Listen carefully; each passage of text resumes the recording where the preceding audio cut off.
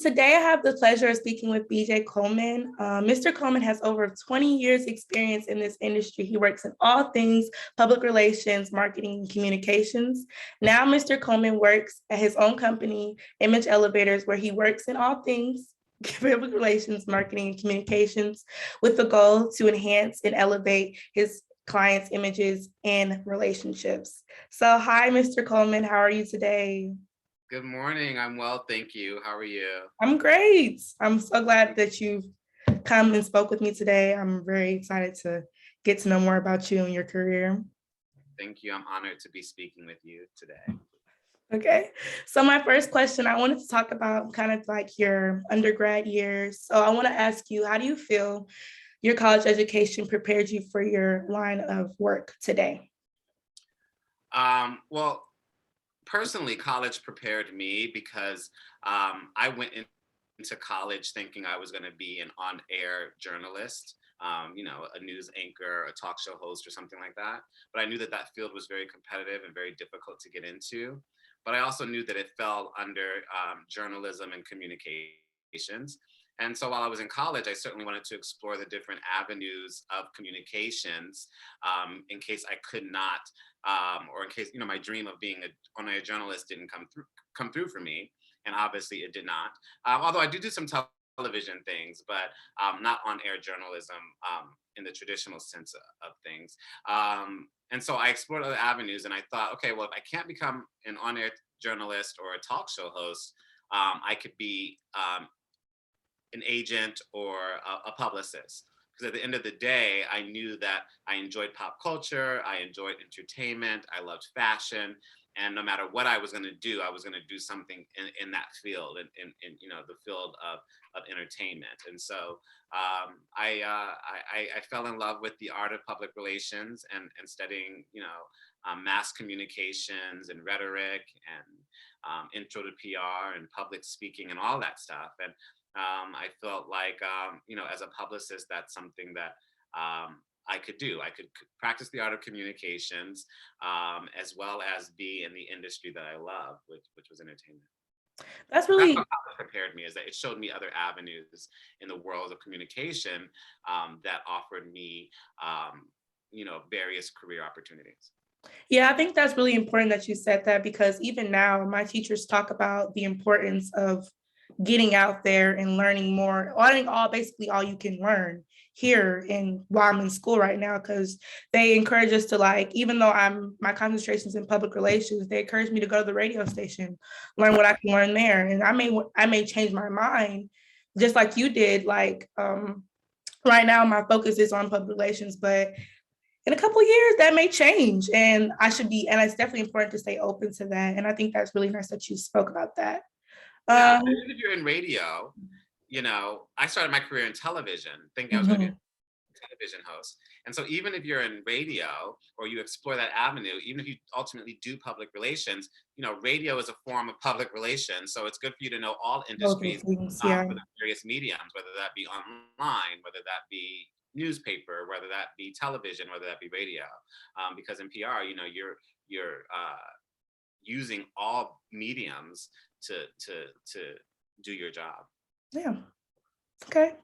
So I want to ask you, what is probably the most important thing that you learned during your undergrad years? The most important thing that I learned in my undergrad years, I've never been asked that question and I've never thought about it. So I got to take a minute and think about it. Okay.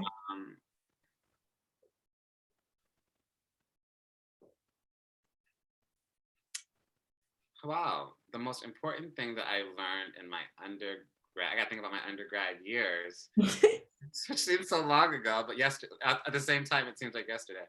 I think the most important thing that I learned in my undergrad years was,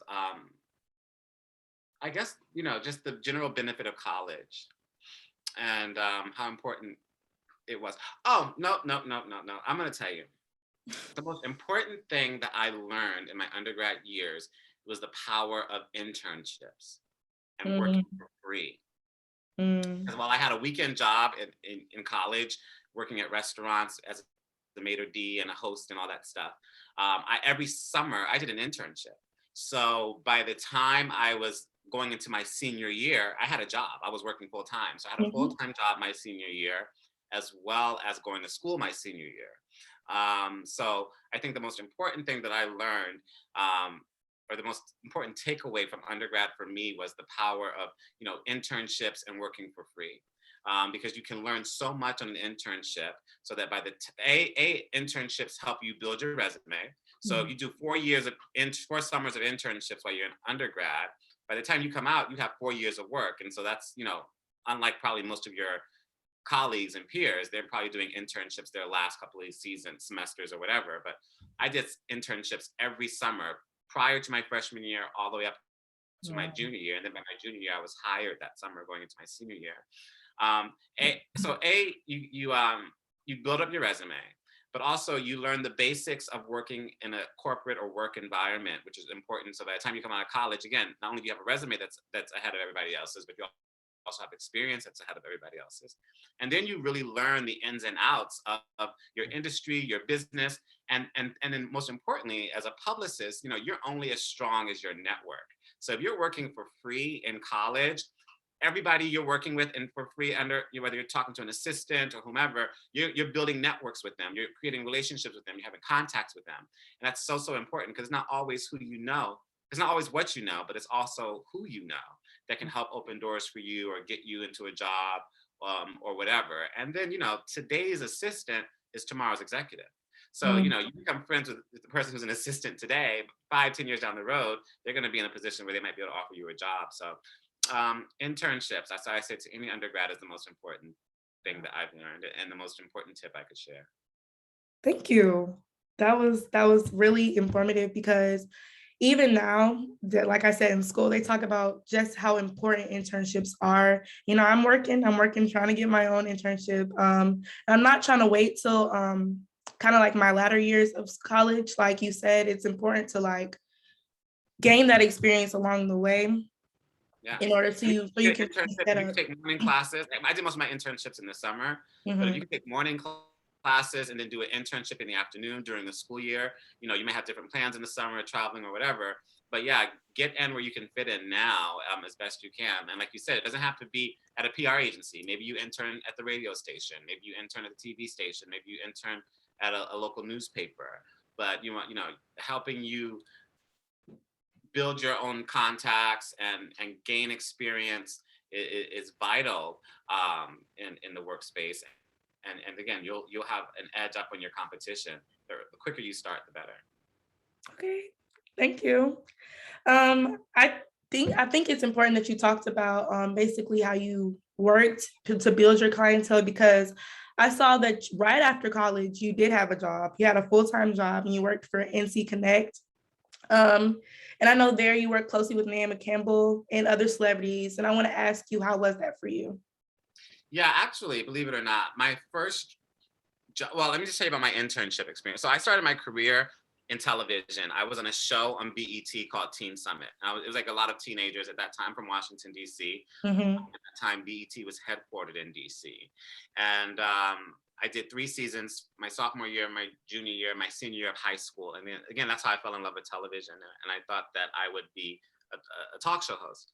And so going into college, before college, I did an internship at the CNN Washington D.C. bureau, and I learned about editing and how they do packages and things like that for television, which I didn't learn as an on-air talent for BET. So it was great to learn that behind the scenes, had that behind the scenes experience. And then my freshman year, going into my sophomore year, I went to New York and I had an internship with Queen Latifah, who had a talk show in Mhm. New York prior to her secondary talk show that was out of LA. Her first run was in New York, and I interned for that show, and I was really good. So out of all the maybe 10 interns, and out of all the interns, I kind of rose to be Queen Latifah's intern, and I was working directly under her. And then going into my sophomore junior year, I did not want to go back to that talk show, so I called Latifah's team, and I was like, "Do you know anybody who's looking for an intern?" And Russell Simmons had just married Kimora Lee Simmons, and they had just started Baby Fat, which was the Mm. counter line to Fat Farm. And so I became Kimora's intern going into my junior year. And I really loved that because Russell and Kimora took me to the Hamptons. I was like right under them, going to their house and downtown. That was my first real taste of celebrity life, a good life, money, access, and things of that nature, having come from DC and really with modest, humble beginnings, to say the least. So that was my first taste. So I said, I'm going back there. And so into my junior year, going into my senior year, I went back to be Kimora's intern, and her assistant got fired that summer.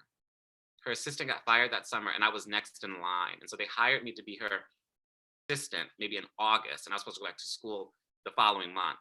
And I was going to school at Boston College. And so they were willing to have me help me transfer to NYU.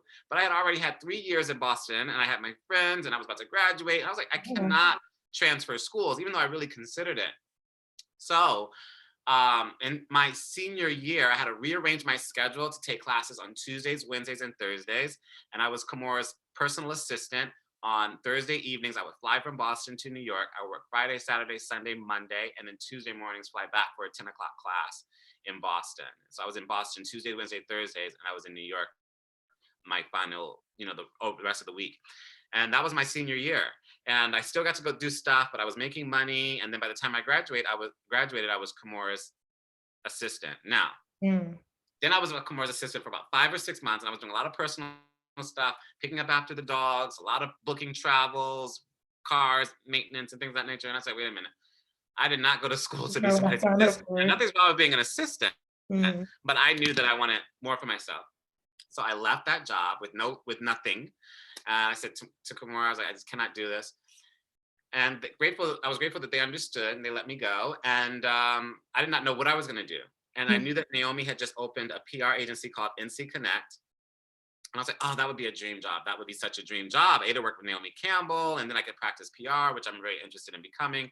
I applied to William Morris agency program. I got rejected. And so I just didn't really know what I was going to do. I was 22 years old. I was living in New York. I had no money, only really one job. And as fate would allow, somehow, some way, I got an interview with Naomi Campbell. And I worked at her PR agency. And there I got to represent, and I started at the bottom. So I started as like a junior account executive. But I was really good. I was very smart. I was very honest. I was very trustworthy. And I was quick, and I was efficient, and I was conscientious, and I was responsible. So Naomi took notice, and I was traveling the world with Naomi, even though I was working for the agency. So I would be in Miami at Lenny Kravitz's house, in LA at Quincy Jones's house. I'd be in Paris at Azzedine Alaya's house. I'd be in London at the Barclay Hotel. I'd be in Taormina, Italy, promoting a fragrance, and all this stuff. I was learning. So I got to see Naomi, who's amazing at what she does in her element, and learn about the beauty industry. All the time I'm working with Dolce & Gabbana as a client. I'm working with Rockaware as a client. I'm working with Alicia Keys as a client. And I was there for about 1.5 years, and then Naomi had me in St. Bart's for the holiday. And Russell and Kimora were down there. And they saw me with Naomi, and they ended up wooing me back into coming back to Baby Fat as the PR director. And so that's kind of my career trajectory, having started as an intern to an assistant to a junior account executive to being a celebrity wrangler to being a bona fide publicist as a PR director. So that's how that happened. Yeah, because I did see that you kind of transitioned. You just talked about that whole transition. So like, I want to talk about like, before you were kind of like the personal assistant, like helping out with the dogs and stuff like that. What was like your everyday, kind of routine and work did you do working under Kimora Lee Simmons? Like, what did you do? What was your everyday life like? As her intern, as her assistant, or as we actually working in public relations. So how was that? I mean, that was amazing. How did that differ? It was amazing. I mean, Kimora and Russell, sorry, my hair is so crazy. So I'm just trying, I can't believe I'm even doing this on camera, but the things I'll do for you.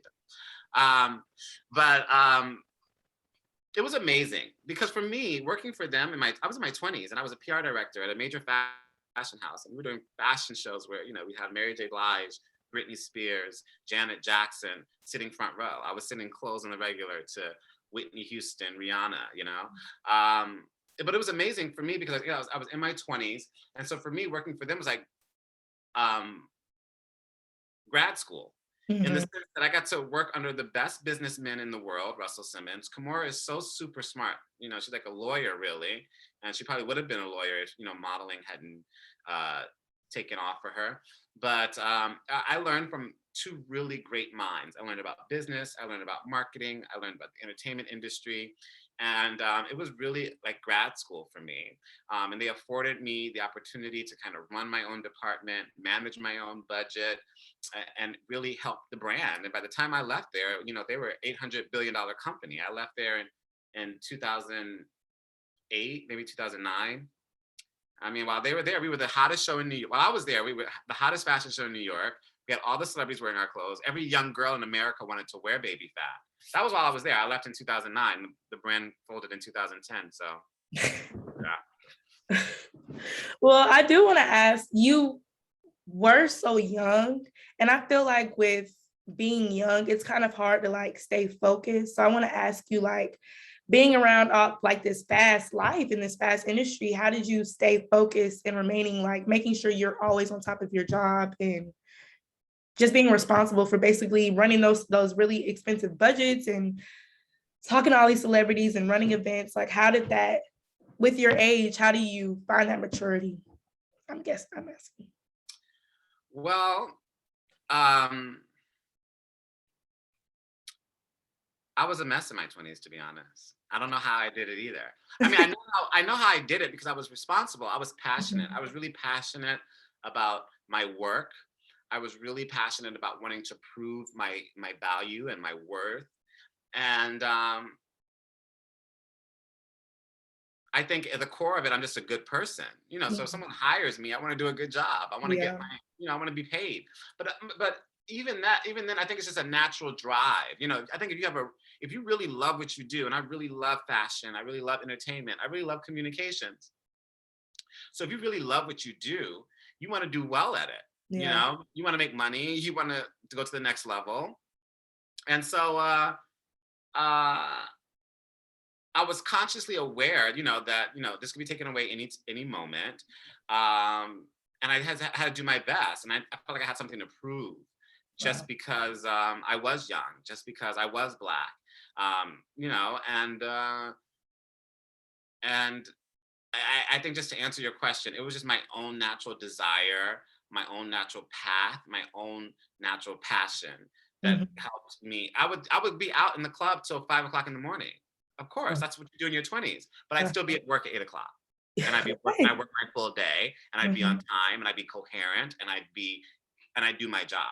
So I would never be out in the club till 5 o'clock in the morning and then miss work, or I would never be partying and, you know, miss a deadline or not fulfill my obligation. So for me, I think one of the great big things about being an entertainment publicist is that a social life and nightlife kind of goes hand in hand with our job, in the sense that you have to be on the scene to know who the tastemakers and the influencers and the movers and shakers of the world are, because in entertainment, you know, you're trying to, or in PR, you're just trying to spread the word.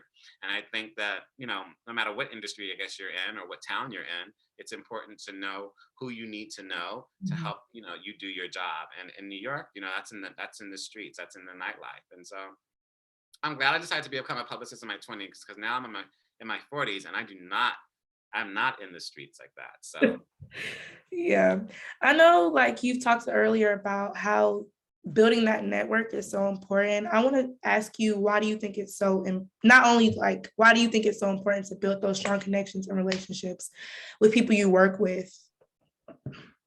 I'm so sorry about my hair. Please don't put this on your final. I hope you're gonna edit this. Can you edit it? Yes, I'll edit this. Okay. Because my hair looks crazy and I feel so bad. I don't want your teachers and your fellow students to be like, why are you talking to this crazy guy? But it's a holiday for me, so I'm just trying to make it through. Ask me that question one more time. I was asking, you were talking a little bit earlier about the importance of building that strong network. And so I'm asking you, basically, how would you how would you advise younger people to do that? And can you speak about the value of actually having those relationships? Well, yes, in public relations, relationships are everything. I mean, it's in the word, public relations, it's in the title. Um, and this is not just about public relations. This is Mhm. no matter what you do, where you're at in life or where you're trying to go, Again, it's not always what you know. A lot of it is who you know. So you want to Mhm. start networking early. You probably got into college because a teacher wrote you a great recommendation. You know, that's a relationship to have. That teacher has relationships outside of schools you may not even be aware of. So I would go back to that teacher and hit them up. But relationships are everything, particularly in public relations, because who you know helps you get the results that you need in terms of a media hit, or partnership, or opportunities for whoever you're representing. Um, but everybody is a contact. Your friends in college are a contact because they might be able to help you no matter what career path they may go into. Certainly, your teachers are, and whoever you work with. And again, like I said earlier, the people who, you know, the power in networking when you're young is not to try to network up. You're going to try to get the attention of the president or the vice president of a company, but I would say network across, hang Mhm. out with your people your own age and see what they're doing and grow with them. Because again, these people who are young today or interns or assistants today are tomorrow's executives, tomorrow's directors, tomorrow's managers. And so I think it's important that, you insulate yourself with people who, birds of a feather flock together. So if you want to, be in a gang, you hang out with gang members. If you want to be in PR, you hang out with other publicists. If you want to be a doctor, you hang out with students who are in med school. That's just what you do. Um, so, I think that you want to insulate yourself with people who think like you and are passionate like you and who are driven and determined like you. But you also want to find people who are going to champion for you, who are going to sing your praises, who are going to be able to refer you and recommend you, or um, be there for you as someone who's in your corner. Have a mentor, things of that nature. But ultimately, you want to have people in the business world, you want to have people in the media world, you want to have people in the whatever world you're in, that can benefit, again, whatever it is that you're doing professionally, um, that are either going to help you by referring you or helping you by motivating you or helping you by inspiring you, or helping you by connecting you. Mhm. All those things matter when it comes to building connections, and connections start with your roommate. Okay. So, throughout your career, you built a lot of skills. I hear even before college, you were working in internships and everything like that. And I want to ask you, like, how did that, how did those skills and all that knowledge help you with making your own company, Image Elevators? Yeah, I always say that I'm so grateful to have uh, started at the bottom, because I've had every position um, on the professional tree, if you will. So when I hire an intern or I hire an assistant or I hire a manager, a coordinator, director, I've had all those roles. So I know what it takes to fulfill those roles. I have a certain expectation level, Mhm. and each role has prepared me for the next role. So being an intern helped me prepare me as an assistant. And there are things that I do today, such as making a reservation or booking travel, that I learned as an assistant, whether it's for myself or for a client or whatever. I learned this as an assistant, or even being on the red carpet with a client, at an event with a client. Those are Mhm. skills that I've learned how to watch my client as well as watch the environment. I learned that as an assistant. Um, you know, so for me, nothing was given to me, and everything that I I learned it on the job in one of those roles. And again, I've worked with some of the best people in the world, from Queen Latifah to Russell and Kimura to Naomi Campbell. I say best people in terms of, marketing, business, entertainment minds. And I was able to, grab from them, learn from them, and then create my own. I knew that I cannot be that. There'll never be another Russell Simmons, you know. Um, there'll never be another Whitney Houston, and there won't be another me, Mhm. so I could not be them. Don't want to be them. I just wanted to learn what I could from them, and then how could I incorporate that into who I am and what I practice and what I represent, and that is what I do. And so, yeah, does that answer your question? Yeah, yeah, yeah. Um, but I want to ask you, like, what made you want to like venture out to make your own company? So like you were working under people for most of your career, but what made you actually want to start your own? I never wanted to start my own company. I am not an entrepreneur. I hate entrepreneuring. Okay. Entrepreneuring. I do it every day. It's most of what I do is run my company, more so than I do practice PR at this point. Um, but I was working for another agency at the time. So I left Baby Fat, and then I became VP of Talent and Entertainment at a mid-sized PR firm with offices in New York and LA. And I had multiple clients, and as a VP, I was responsible for bringing in my own business. And while I learned a lot there because I had never really been in the agency environment, or I was at NC Connect, but I was 4.5, 5 years at Baby Fat, so it was just I had to relearn the agency environment, and that was great for me. But I had very different way of communicating, of managing than my boss, and my boss was amazing, but he had a couple of differences with the clientele that I was bringing in. Mhm. And I felt like I was jeopardizing my own relationships by bringing them in, and they would deal with him, and that would be a bit of a friction. And then I was like, well, if I have to bring in my own business, I can do this on my own. Mhm. And so that's what I did. I was like, why would I bring in business for somebody else when if I had to bring in business for somebody else, I might as well be responsible for bringing in business on my own. And so that's what I did. Um, but I never set out to do that prior to that thought. And Mhm. I didn't know how long I would be doing it. I still don't know how long I'm going to be doing it because, again, entrepreneuring is not my thing. But Mhm. I've been able to do it. I'm 12 years into having my own agency, sustaining it, and building revenue and income, and I'm grateful for it. And it's been a blessing, but it was never what I set out to do. If Gucci called me tomorrow and offered me the vice president of communications position, I'd be out of there. I'd be in there. I mean, Mhm. So ideally, I would be back in house with somebody else. But at the end of the day, I'm not trying to confuse the universe. The universe knows what I'm trying to do, and I'm just trying to, continue my practicing of my work and my skill sets, and provide opportunities for people who believe in me and who want to work with me. And if that means doing it on my own, I'll do it on my own. If that means taking a very good paying job somewhere else, I'll do it there. Okay.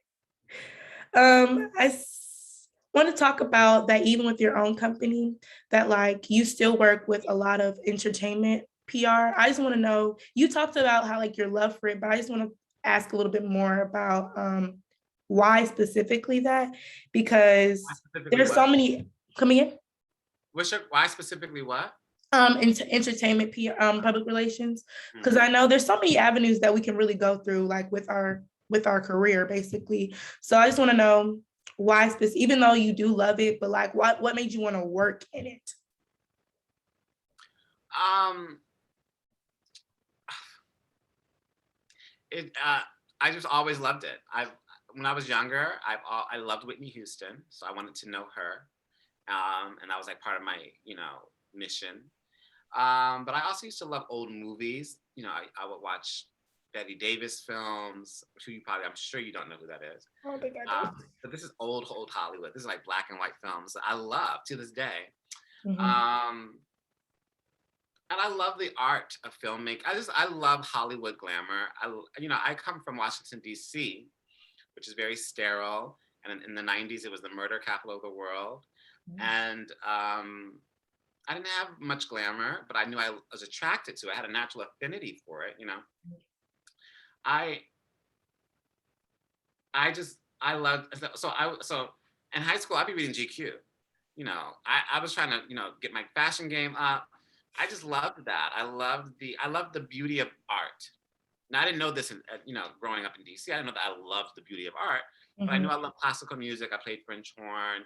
Of course, I love go-go. I love rap. I love R&B and all that stuff too. But my tastes were eclectic. I loved fashion. I knew I loved Versace, which was big in the 90s. I love Gianfranco Ferré, another designer from the 90s. And these were just things that I would read up on. These were things that I wanted to be a part. I wanted to be a part of that world. So, I know. So at 5 years old, I was watching Nickelodeon. There was a show called You Can't Do That on Television. I used to love this show. I was like, how do these people get in this box? Back in the day, in the 80s, TVs were boxes and they were big boxes. So in my Mhm. 5-year-old mind, I thought that these people are in the box. So how do you get in the box? So I remember looking behind the televisions, trying to find a portal, trying to find an entryway. And I said, I'm gonna get in this box. One day I want to be in this box. I don't know how they're in there. And that was like at 5 years old. So Mhm. couple that with my love for old movies and Hollywood and pop culture. And I would read, my mother would buy Inquirer. So I loved the Inquirer.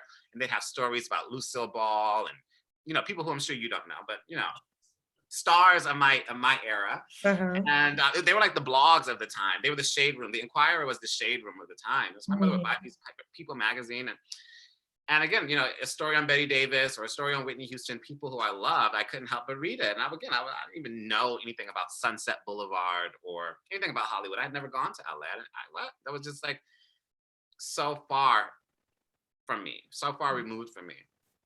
But I wanted to have access to it. So by the time I was in high school, people would call me Hollywood. I'm like, okay, yeah, I'm Hollywood. Okay, thank you. I'm going there one day. And I couldn't practice. I couldn't practice anything but PR and entertainment because entertainment is my real love. That's my passion. So I always say that I could be in the mailroom at a record label and I'd be happy with my job because I just be in the environment of what I love, which is entertainment. Now, the only problem is I'm too good to stay in the mailroom. So if I had started in the mailroom, I would have worked my way up anyway Right. because I was always too quick. I was faster than the other interns. I was faster, or I was, I was just good. I was on it. I was responsible. I was quick. I was trustworthy. I think I was a really good employee. And so it doesn't matter how I had started. I was destined to climb the ranks of the business because I have a true passion for entertainment, and that's what it is. Every time I look at my hair, But that's really beautiful. I love that you're talking about basically how it all started from passion. Like, I think that's really important to have because even in our industry, it can't always pay so well. So it's like you're not doing this for money. You have to have a love and a passion for it. And I think you that's really can't do it beautiful for that you money. have that even still. Yeah, you can't do anything for money Yeah. because money's gonna come. Mhm. You can't chase As long as money. you're doing what you love. Yeah, you don't have to worry about money because money is gonna come.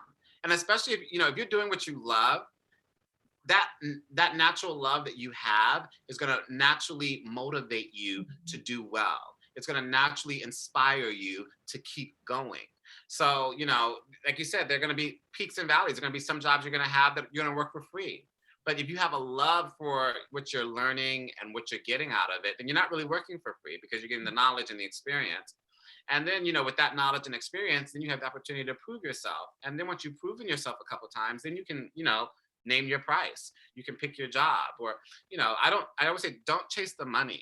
As long as you're doing what you really love, whether that's your industry or your industry being entertainment, or you could be hospitality PR, you could be in Wall Street PR. There's so many, everybody needs a publicist in some way, shape, or form when it comes down to marketing. So it doesn't matter the industry you're in, as long as you love that industry. Or maybe you don't love the industry, but you love the practice. So maybe I could do PR anywhere as long as I'm doing PR. I love the practice of PR. So you have to identify for yourself. What industries do you have a sincere passion about, and then what talents do you give that industry? What service do you have that you are also passionate about? Because they can either work separately or they can go hand in hand. But if you can find Mhm. an industry and a practice that you're both passionate about, that you really love, then success is inevitable. Thank you. Lastly, I just want to talk about how has it been in your experience being Black in this industry? As you know, I do go to a HBCU, so in the conversation of HBCUs have definitely been amplified in the last year or two. So I want to ask you, like, what do you think is important to know or to note as a Black person in this industry? um, I think there are a couple of things you have to note, right? So I think that you have to be aware of things outside of Black culture. Mhm. You have to, I know a lot of young kids, a lot of people that I hire today don't have anything, don't have cable. A lot of people stream. But if you get an older client, most of my clients still want to be on the Today Show. They still want to be on The View. Those are shows that are still relevant. So if you don't watch those shows, then you don't know about them. Or, if you only get your news from BET or the Shade Room, you know, and you're a practicing publicist, particularly in my industry and entertainment, then you're missing out, because no matter which color you are, you want to be in Vogue, you want to be in Harper's Bazaar, you want to be in People Magazine. And those are mainstream, outlets, of course. That visibility is beneficial, even if you have a Black brand that caters to Black people. Um, so I think you want to always diversify your news source, and you don't want to just limit yourself to what people in your age group are doing. You want to, skew older and skew younger. So you want to know what are people younger than you are reading and watching and listening to, and what are people that are older than you reading, watching, and listening to. And that's across the board. And you want to be aware of that. And, as a publicist, you have to be aware of all of these various outlets that can provide opportunities for your clients, so Mhm. that you can, know which ones are best for them, and then know how to target them, and then know how to go after possible opportunities. So you always want to diversify your news sources. And also, I think we as Black people in general, we have to be less concerned with competing with one another. Um, you know, uh, I think there's room for everybody to have opportunity and to grow. And I think that you can be in a specific industry or have a specific practice, and there'd be like maybe one or two other Black people there, and because they're limited in numbers, they may feel competition or they may feel threatened. And I Mhm. think we as Black people have to let go of that threat, of being threatened by other people, no matter what their race are, but particularly by our own race, Mhm. and know that there's room for all of us. And finally, I would say that being Black is really a blessing when it comes to marketing, because the Black consumer is a powerful consumer, and you have to understand that. And even though everybody wants to be in Vogue or People magazine, you know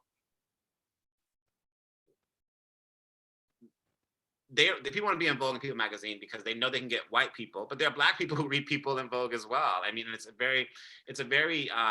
good time to be Black, I think. And so, there are, well, you can look at Cadillac when they have Regina King in their ads. Of course, Mhm. Regina King is an A-list star, so white people aren't going to be intimidated by her. But there's the reason they have Regina King is because they're trying to diversify their audience as well, and they're trying to reach that Black luxe consumer. Um, so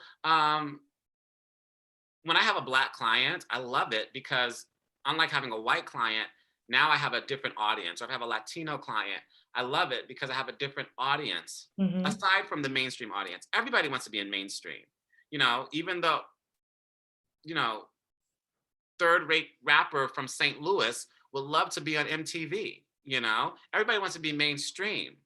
But what that third rate rapper from St. Louis has that a country singer from Tennessee might not have is they have a Black audience. And that Black audience has the Shade Room or whatever. So I always say that, being a Black product, brand, or whatever personality, you have a foundation, and that foundation is rooted in the Black audience. And so the Black audience is always can be your go-to. So if Vogue doesn't want to call you, call Essence. If you can't get into People, call Hip Hop Weekly. You Mhm. can't get on MTV, hit up BET. But in the end of the day, your own being Black as a marketer, you have an advantage because and if you have a Black client who has a Black product, then you have so much advantage because you're Black. And so that audience, what they're reading, what they're watching, what that product means. You're probably part of the demographic of your own clients. You have to put yourself in that. It's easier to market to that audience because you are that audience. Mhm. But I mean, the Black consumer is strong. It's not going anywhere. And I think as a Black marketer, it's fun to be able to use our culture or to tap into our market and share that in a way that, helps our community grow and reinforces the testament of our own buying power and the testament of our own culture and our distinct qualities that make us way more fabulous than the rest. Okay, thank you. I just want to thank you for really coming and speaking with me. It was a journey to get us here, but I'm so glad that we're here. I'm so sorry. I've been so busy and I've been Of course. traveling this week. No, rightfully so. You are definitely busy. I keep up on Instagram. I keep up. Oh, well, thank you. You have to send me your Instagram so I can follow you back. Do I Okay. follow you? I don't think so, but it's okay. I love to watch. It doesn't matter. um, but yes, I do want to thank you for speaking with me. You have not only amplified what I've been learning in school, but you've given me a lot more insight of what I can be doing to elevate my own career and push me forward to the for my future. And I really appreciate that. I want What to are thank your you. goals, do you think? Come again?